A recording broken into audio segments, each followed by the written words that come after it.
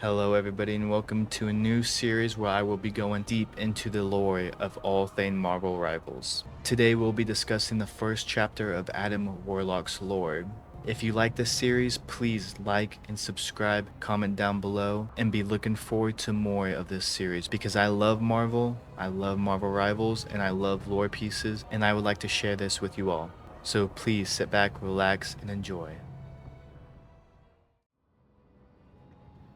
Chapter 1 Golden Sail. In the beginning, there was darkness. The universe was no more than an endless void, a vast expanse of silent nothingness, until the celestial forces shaped the stars and nurtured life into being.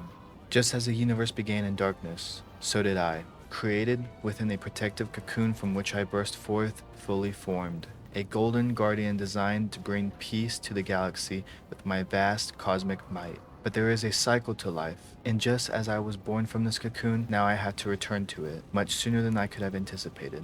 My cosmic awareness sensed that something was amiss, a great disturbance in the fabric of time and space itself.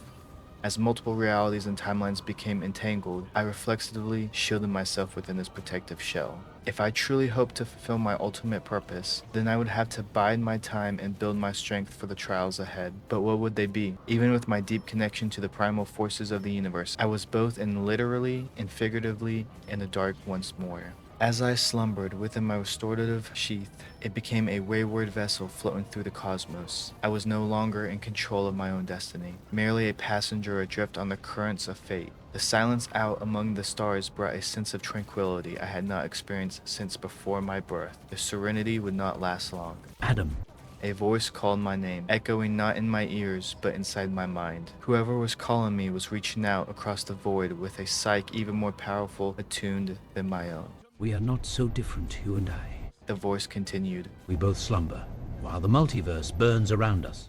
Some gods we are. As the powerful words pulsed within my brain, an image began to form in my mind's eye. A man confined to a sacred chamber, not quite a cocoon like my own. His was nearly as old as time itself, yet similar in many ways.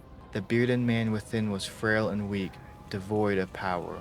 But he was not always so. As my mind was flooded with brief glimpses of his storied past, it became clear that he was once a mighty king that ruled a glorious realm for centuries on end. Time is something I have never feared, he said inside my mind. Not until now.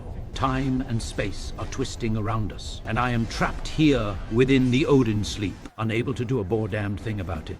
The Odin sleep? Of course. I knew the voice was familiar, even if the man himself no longer was. It belonged to the All-Father of Asgard, mighty Odin. Had he fallen to the same forces that caused me to reflexively retreat into my cocoon? Nay, Odin replied, reading my own thoughts. I was brought low by the machinations of my own son, the trickster known as Loki. The foul child has usurped the throne of Yggsgard and is set to destroy our proud legacy for his own selfish ends yet again. Did he say Yggsgard? How curious. But the proper name of his realm was the least of my concerns. While the rage that the All-Father felt about his son's actions was palpable, there was something more beneath it, a deep concern that spanned far beyond the realm he once ruled. You too are preparing for a battle when you awaken, Golden One. Odin said. While my son may indeed test your mettle, he is naught but a distraction from your true enemy. There is a darkness in the cosmos, one far deeper than that of our slumbers. I have felt it trying to creep its way into my realm, even into my own dreams. Should it be set loose, I fear that will corrupt all it touches, snuffing out the stars themselves until nothing remains. What could he be speaking of? I called out to Odin for an answer, but his voice had muted to nothing more than a distant echo. As my cocoon drifted far past the embattled realm of Yggsgard, I left a small fraction of my soul's energy behind with the sleeping Odin, a hint of light to keep the darkness he spoke of at bay. I prayed it would be enough. Now that my cosmic awareness had been fully awakened, I could sense another empire on the horizon. This one was not nearly as ancient as Odin's realm, yet its own gods seemed just as eager to call my name. Warlock, She said with a growl of disdain. you have come a long way to die. Was I being threatened merely for passing through the space? How rude. The intergalactic empire of Wakanda shall not harm you, traveler. The voice continued. But those beyond our borders will not be nearly as kind. Of that, You have Bast's word. Bast, the panther goddess, a member of the Orisha, a pantheon of deities worshipped by the people of Wakanda. But last I recalled, Wakanda was merely a nation on the planet Earth, not an interstellar civilization. Could I have drifted into another reality? More precisely. Bast interrupted. Other realities have drifted to you. This time stream entanglement has brought us together from across a multitude of planes. What is left of each universe is converging into one, as if we have been gathered For what? for the feast. As Bast snarled her final words into my mind, it became clear that her divine presence had somehow been corrupted. Could she have been tainted by the very same darkness that Odin had warned me of? I had no way of knowing, as my journey across the spaceways had already continued deeper into the heart of this strange patchwork galaxy. Child of the light. A third voice suddenly echoed within me. This one I could identify without hesitation. It spoke with such raw power that it could only belong to a celestial, an ancient being spawned at the dawn of time. But yet, even though its words passed through my consciousness with tremendous force, they were softer than other celestials I had encountered, muted, faded, like distant memories. You would be wise to listen, lest my fate end up being yours as well. The celestial implored, though I had little choice to give it anything less than my undivided attention. As you know, we Celestials were born at the beginning of all that is. It continued. But we were not the first. There was a primordial force that came before us. A creature of pure darkness, so powerful that he could strike down any who threatened to shed light upon the endless oblivion he ruled. Even the celestials themselves? I struggled to imagine a foe so formidable. Few can wrap their minds around his nihility. And yet, here I am, slain by his sword, with nothing left of me but an empty husk and the echoes of consciousness. But there was more than just the remains of a fallen celestial in the void beyond my cocoon. I could sense that now. It was also a hint of corruption, not unlike the one that had tainted Bast. But this one was not profound in the disembodied mind of the slaughtered celestial. Rather, it lingered on the great being's lifeless body, like an affected sore that had been festering for millennia. You feel him too. The voice echoed. His tainted touch has stained my corpse for eons. But now, as time collapses around us, he has awakened once more, eager to revel in the oncoming oblivion. I have called out to others like you, great cosmic forces, ancient warriors, even the gods themselves, for help in containing his eternal blackness. But they have either retreated or succumbed to his poison. Perhaps you will fare better. Hoping the celestial was right, I reached out with my mind, desperate to identify the source of this cosmic impurity. But my thoughts became clouded as I heard the celestial scream a final warning. Beware, child of light.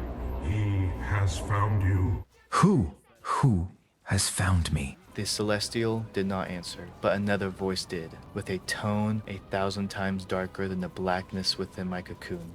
No. As he spoke his own name, I could feel his dark tendrils digging into my mind. This ruler of the void, this keen and black, had awakened somewhere and was dragging me towards him. Try as I might, I could not escape his grip. Do not give up hope, child. The celestial said, its voice rapidly fading. You will not be alone. Suddenly, a burst of cosmic fire erupted through the heavens, producing a flash so brilliant that it permeated the walls of my cocoon. The light lasted only a second, but its unusual shape forever burned itself into my mind. A majestic bird, its flaming wings spanned across the cosmos. Before I could process what had happened, the vessel that was meant to protect me now hurtled through space towards a destination unknown. My body was still confined, but my mind was in a heightened state. Where there had once been blinding light, now darkness and despair had slithered their way in. I was overcome with images of the horrors that Null had once committed, and those he had yet to unleash upon the universe. I could see his past and his future, but what of his present? That, it seemed, was shrouded in mystery, a void greater than Null himself. Suddenly, my journey across the galaxy came to a violent end as my vessel made impact against a most unusual surface. Was this a planet? No. I could feel it writhing around me as if it were alive, and more, I could feel Null's sinister presence, closer than ever. Wherever I was, he was as well. Before my cocoon could be dragged beneath the churning sea of oblivion surrounding it, a single crack appeared above me. Where before there was nothing, now there was the faintest glow, the faintest hope. I pushed through, emerging from my cocoon to gaze upon the surface of a world teeming with alien life. And as my mind touched their hive mind, it all became clear. This was Clintar, the planet of the symbiotes. It was here that Null was once worshipped as a god. It was here that his own followers imprisoned him eons ago. And it was here that he was biding his time, regaining his strength in hopes to break free and claim his prize once more. Perhaps he had dragged me here to snuff out my light before it could drown out his shadows, but he made a grave miscalculation. I broke free first, and as I stood upon Null's planet-sized prison, I made a solemn vow to do anything in my power to make sure that his infinite blackness would not go unchecked. In the beginning, there was darkness, but in the end, there will be light, and I shall be the one to help it shine.